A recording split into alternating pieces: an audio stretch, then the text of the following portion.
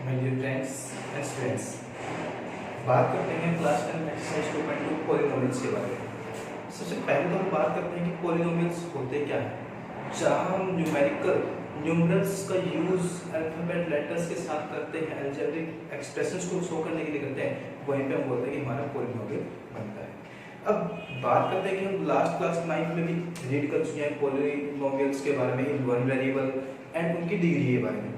तो हमें पता है कि हमारे पास कोई वेरिएबल वन के अंदर कोई पॉलिनोमियल है तो उसकी हाईएस्ट डिग्री को हम क्या बोलते हैं, हाईएस्ट पावर को उसकी डिग्री बोलते हैं। फॉर एग्जांपल अगर हमें बोलते जाए 5x raise to power 4 - 7x + 3, अगर हमें बोला जाए कि इस पॉलिनोमियल की डिग्री क्या होगी, तो आपको पता है कि जो हाईएस्ट पावर होगी, देखिए हमें पता है कि जो ये पॉलिनोमियल है x वेरिएबल के अंदर है, वन वेरिएबल है, और x की जो हाईएस्ट पावर होगी उसी को हम इसकी बोलते हैं डिग्री। तो इसकी डिग्री क्या होगी स्टूडेंट्स? 4। तो अब बात करते हैं कि हम लास्ट क्लास में ये भी रीड कर चुके हैं कि अगर हमारे पास कोई पॉलिनोमियल है जिसकी डिग्री, अगर बात करते हैं डिग्री की, हमारे पास डिग्री अगर 1 होगी तो हम उसको लीनियर बोलते हैं। अगर डिग्री 2 है तो हम उसको बोलते हैं क्वाड्रेटिक, एंड डिग्री में हमारे पास 3 है तो हम उसको बोलते हैं क्यूबिक पॉलिनोमियल। ठीक है। अब एक्सरसाइज 2.2 में हमारे पास क्या है, हम क्वाड्रेटिक पॉलिनोमियल्स की जीरोस फाइंड आउट करने के बारे में रीड करेंगे। अब बात करते हैं क्वाड्रेटिक पॉलिनोमियल्स की। क्वाड्रेटिक जो वर्ड है हमारा ड्राइव हुआ है कहां से? क्वाड्रेट वर्ड से। क्वाड्रेट,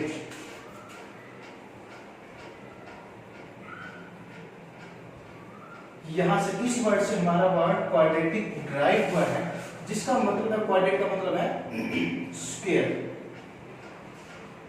यानी कि पावर जहां पे 2 हो जाती है। स्क्वायर का मतलब हमें पता है कोई भी नंबर, कोई डिजिट है या कोई भी वेरिएबल है, अगर हम उसकी पावर 2 को लिखते हैं x² हम इसको बोलते हैं। तो क्वाड्रेटिक वर्ड हमारा ड्राइव है क्वाड्रेट वर्ड से, और क्वाड्रेट का मतलब होता है स्क्वायर। तो चलिए बात करते हैं एक्सरसाइज की। तो एक्सरसाइज में हमें क्या दिया गया है कि हमें फाइंड करनी है जीरोस क्वाड्रेटिक पॉलिनोमियल्स की। अब सबसे पहले बात की जाए quadratic polynomial in one variable, उसकी फॉर्म क्या होगी, कैसे हम उसको लिख सकते हैं? देखिए स्टूडेंट्स, वो होगा हमारे पास ax² + bx + c।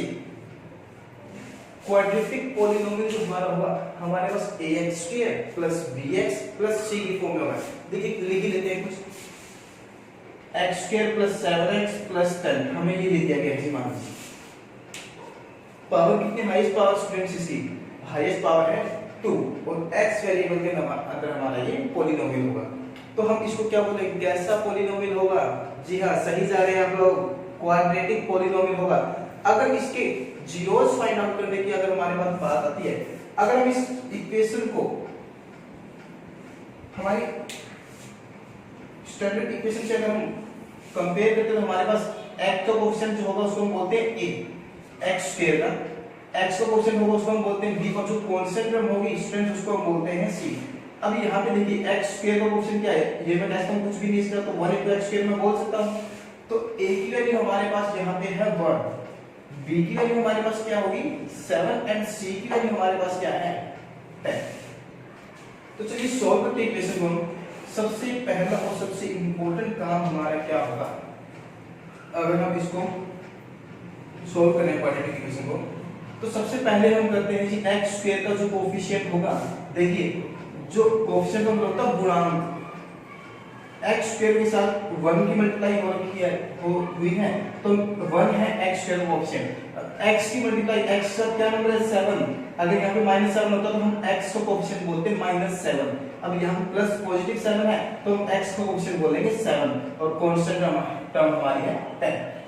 करेंगे क्या स्टूडेंट्स, जो x² कोएफिशिएंट है उसकी कांस्टेंट टर्म से मल्टीप्लाई करेंगे, क्या आएगा 1 × 10 करेंगे तो हमारे पास 10 ही आएगा। अब हमें देखना है कि हमारे पास x का कोएफिशिएंट क्या है, +7। आगे हमें करना क्या है, हमें देखना है कि हम 7 के ऐसे क्या पेयर बनाए, क्या टुकड़े बनाए जिससे हमारे पास उनका ऐड सब्ट्रैक्ट करेंगे तो हमारे पास 7 मिलेगा, और जिनकी मल्टीप्लाई हम करेंगे तो हमारे पास मिलेगा 10। ठीक, अगर मैं 1 और 7 6 करता हूँ, 1 + 6 हमारे पास होगा 7, और दोनों की मल्टीप्लाई करूंगा क्या मेरे पास 10 आएगा? जी नहीं आ रहा। बात करेंगे अगर मैं 2 और 5, 2 + 5 7 भी होगा, 2 5 10 भी होगा, तो हमारे पास 7 के पेयर्स आ गए। 7x के हम पेयर करेंगे 2x और 5x। अगर हम इसी को आगे यहाँ पे लिखते हैं तो क्या होगा? x² + 2x + 5x + 10। कुछ नहीं किया स्टूडेंट्स, देखिए जो हमारे पास 7x था उसको हमने 2x + 5x इस तरह से एक्सपेंड कर दिया। अब करेंगे क्या, हम दो के पेयर बना देते हैं, यहां से इसका पेयर बना, यहां से इसका पेयर बना। क्या मैं कह सकता हूं यहाँ पे इन दोनों के अंदर कुछ कॉमन है? x² यानी x × x यहाँ पे और 2 × x यहाँ पे, तो हम यहाँ से x को कॉमन निकाल सकते हैं। जी हाँ, बिल्कुल निकाल सकते हैं। x² में से x हमने बाहर निकाला तो हमारे पास क्या बचा? हमारे पास बचेगा जी x प्लस 2x में से हमने x बाहर निकाल लिया तो क्या बचेगा? 2 बचेगा। अब यहाँ पे देखिए 5x है तो 5 इंटू में x में इसको बोल सकता हूँ, 10 है तो 5 इंटू में 2 में इसको बोल सकता हूँ। ठीक है, तो 5 दोनों के अंदर है तो यहाँ से मैं +5 कॉमन निकाल सकता हूँ स्टूडेंट्स। क्या होगा? 5 बाहर निकाला तो हमारे पास बचा x प्लस 5 बाहर निकाला तो हमारे पास बचा 2। अब देखिए यहाँ पे ये टर्म और ये टर्म हमारे पास सेम आ गई है, तो यहाँ पे इन दोनों के नाम पर मैं लिखता हूँ x + 2 एंड हमारे पास बचेगा x + 5। ये आ गई हमारे पास स्टूडेंट्स, इनके फैक्टराइजेशन हमने इसका कर दिया। अब अगर जीरो निकालते तो एक बार तो x + 2 = 0 रखेंगे हम, और x + 5 को भी = 0 रखेंगे। यहाँ से हमारे पास क्या आएगा? x = 2 इस तरफ जाएगा तो -2 हो जाएगा, x = 5 इस तरफ जाएगा तो -5 हो जाएगा। अब हमारे पास दो जीरोस आ गई, जीरोस हमने निकाल लिया है। अब बात करते हैं अगर हम इसके सम निकाल लें दोनों का, हमारे पास दो जीरोस क्या थे स्टूडेंट्स? -2 और -5। अगर हम इन दोनों का सम करते हैं तो क्या होगा? -2 प्लस -5 यानी -2 - 5 हमारे पास क्या होगा? -7 होगा जी। अब बात करते हैं इनकी प्रोडक्ट की। अगर इनकी प्रोडक्ट हम निकालें तो क्या होगा? -2 × -5 क्या होगा जी? 2 5 10 और माइनस हो जाएगा पॉजिटिव। अब देखिए एक इनके अंदर एक रिलेशन होता है, अगर हम जीरोस की सम कर रहे हैं प्रोडक्ट कर रहे हैं, यहां से देखें सम ऑफ जीरोस,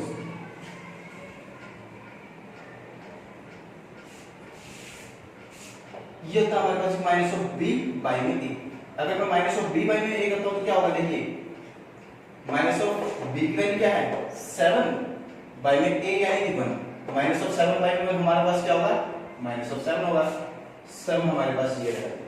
बात करते हैं प्रोडक्ट ऑफ जीरोस की। प्रोडक्ट ऑफ जीरोस की बात करते हैं तो क्या होगा? अगर मैं कहता हूं c/a में करता हूं, c हमारे पास क्या है? जी हाँ 10 है, a हमारे पास है 1, तो क्या हुआ हमारे पास? 10/1 यानी 10 ही होगा, और प्रोडक्ट क्या है हमारी? 10। देखिए अगर सम ऑफ जीरोस हम कर रहे हैं और प्रोडक्ट ऑफ जीरोस अगर हम कर रहे हैं तो हमारा रिलेशन ये बनेगा sum of zeros minus of b/a and product of zeros हमारी होगी c/a। चलिए एक और एग्जांपल इसको ले लेते हैं। अगर आपको स्क्रीनशॉट लेना हो तो इसका स्क्रीनशॉट ले सकते हैं।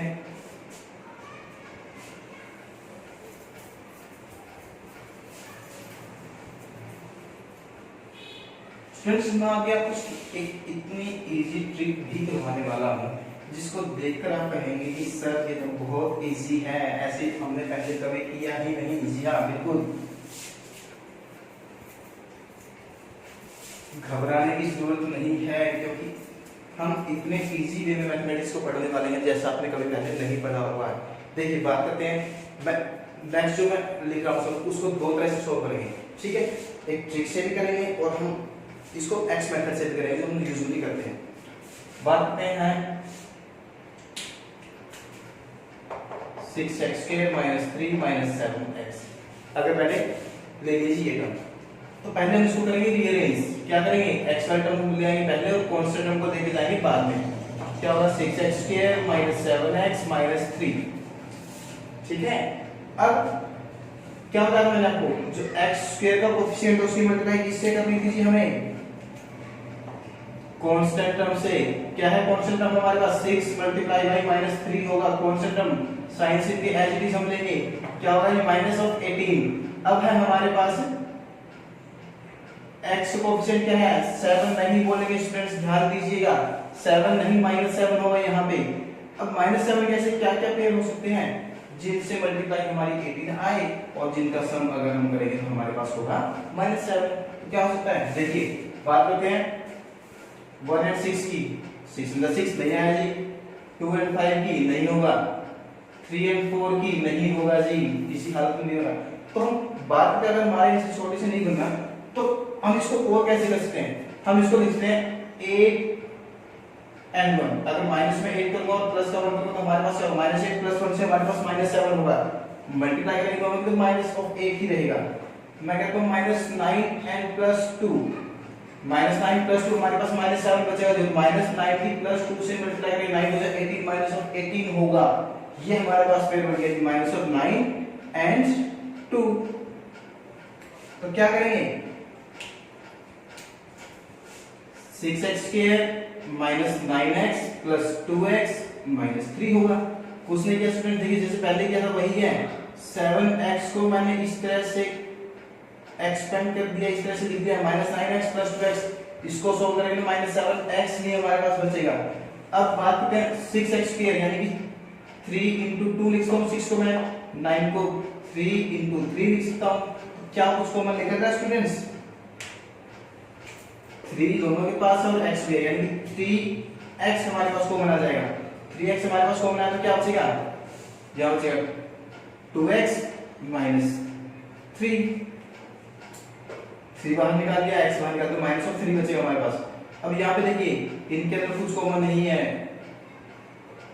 कांस्टेंट टर्म्स के जो कोफिशिएंट्स है -3 है, 2 है, इनके अंदर कुछ कॉमन नहीं, तो यहाँ से हम +1 कॉमन निकाल देंगे स्टूडेंट्स, क्या होगा 2x as it is -3 as it is. देखिए फिर से ये टर्म हमारे पास सेम आ रही है, क्या होगा 2x -3 एंड 3x + 1। ठीक है, ये हो जाएगा जी हमारा। अब यहाँ से 0 से अगर हम फाइंड आउट करें तो 2x -3 = 0 लिखेंगे, 2x = 3 होगा एंड x की वैल्यू हमारे पास होगी 3/2।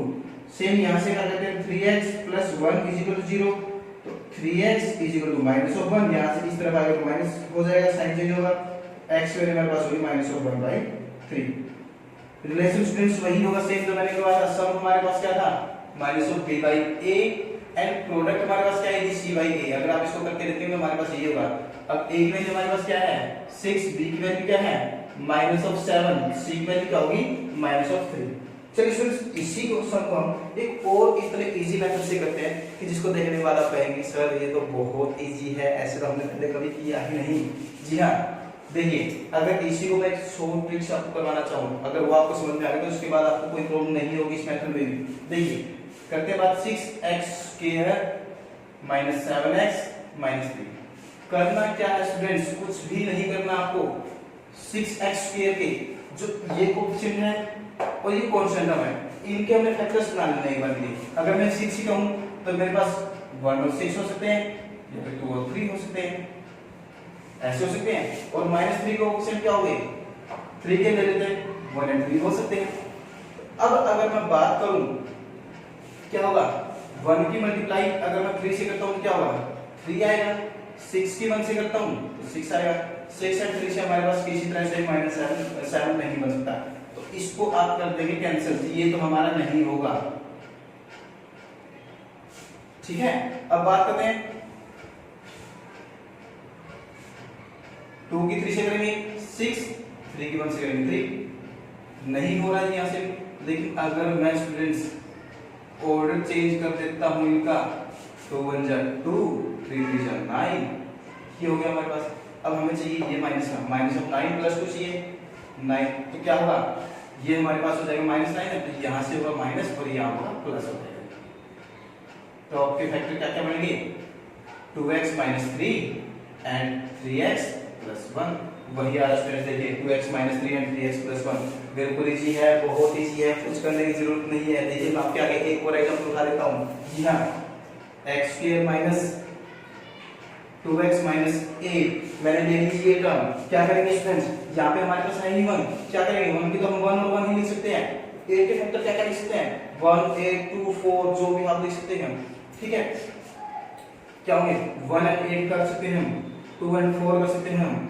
अगर हम इनकी करते हैं, देखिए 1 की 8 से करेंगे 8, 1 की 1 से करेंगे 1, जी नहीं किसी तरह से हमारा नहीं बन सकता, तो हम इनको ले लेते हैं।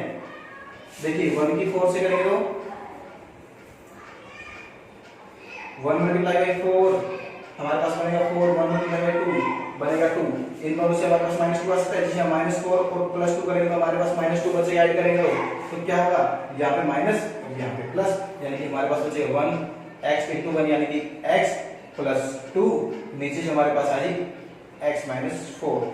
हो गया स्टूडेंट्स, कुछ भी नहीं करना था आपको। ये मैंने फैक्टर आपके 2x - 2x से -4x + 2x, उसके बाद बहुत ईजी है, कुछ भी कर सकते हैं आप। ये स्टूडेंट्स आपका क्वाड्रेटिक इक्वेशंस के फैक्टराइजेशन करना है, फिर जीरोस निकालना, बहुत ईजी मेथड है, प्रैक्टिस कीजिए, कुछ भी मुश्किल नहीं है, टमक लगाइए। आई होप आपको अच्छे से समझ में आया होगा। Thank you, have a nice day. जय हिंद, जय भारत।